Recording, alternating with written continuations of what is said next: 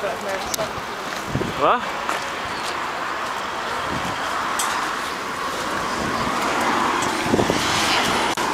Er der nogen af jer, der sidder med lokale her?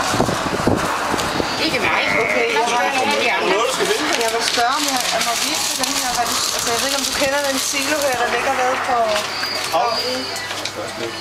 Men det ligger nede på havnen. Så vil jeg høre om, hvad det var noget, du var modstander af. Der kom sådan, du lavede nogle små forsøg med noget atomkraft og sådan noget dernede. Atomkraft, der kommer sgu boliger dernede. Nå, det er med det, der muligvis ikke gør. Jo, så kommer der ikke noget, så bliver det bare jævne niveau. Ja, men hvis nu man for eksempel kunne have nogle eksperimenter dernede med atomkraft, vil det være noget, I var modstander af? Man kunne trække til viden til byen og... Atomkraft, det kommer der i Danmark. Spørgsmålet er, hvor meget vildt der kommer ud over det, der i forvejen er, ikke? Altså, der er jo lavet en forskning på, at det er noget af det reneste energi over det. Jamen, det er det. Altså, så det er sådan... Jeg er ligefrem med tilhænger. Ja. Men vil det genere dig, hvis der lå sådan noget? Altså, det er kun på forsøgbasis. Det er jo ikke sådan et stort, det er som Barsebæk. Det, jeg synes, der er cool nok, når man tænker på, at skovstikkene har det her, ikke? Det er, i stedet for at lave bogenslår, så er der jo de unge med graffiti på. Okay. Det vil jeg gerne lige høre igen, sidde her på film. De unge skal da bare have lov til at lave graffiti på sådan noget, fordi så er det ikke sådan noget, der signalerer fare og renhed. Nå, men altså, så skulle der være atomkraftværk, eller ikke atom, men sådan noget, og så graffiti udenpå. Ja, selvfølgelig. Ja, okay. Så bare lad de unge komme op på det der svært. Ja, men det er jo ikke noget, der bliver skræmmet, eller? Nej, overhovedet ikke. Nej. Der er så meget forskel på det. Ja, det er det. I forhold til, hvad der var i 70'erne.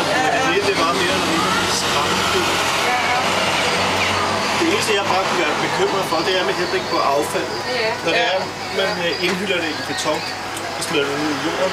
Hvor lang tids liggetid er der på det, eller hvor mange års liggetid er der på det, før det begynder at ligge. Ja, det er rigtigt. Det er mere sådan nogle ting, jeg synes, der ikke er forsket nok i. Ja. Men det vil ikke skræmme mig, at det står der. Fordi når det står der, så står det. Så fast det. Og når man tænker på, også med henblik på CO2 og alt muligt andet. Hvis du bare kommer på den anden side af broen, hvor kulværket ligger, så kan du prøve at stoppe det. Kulkraft er meget mere forurenet, det ved vi godt. Altså, det er derfor, vi sådan prøver at... Altså, men jeg tænker også, at man sådan kunne brande byen på sådan noget miljørigtigt. Jo. Men man skal bare sådan have vendt den der tankegang omkring...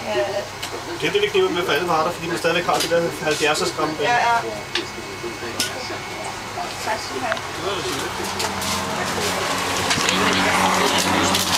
Så kommer der også noget på Danmark. Det er jo også det, mere affald, jeg har med det. Det er når man smider det ned til de tunge højsager, så kommer det ned på lang tid. Det er svineri, der kører med kul i Danmark. Det er fuldstændig absurd.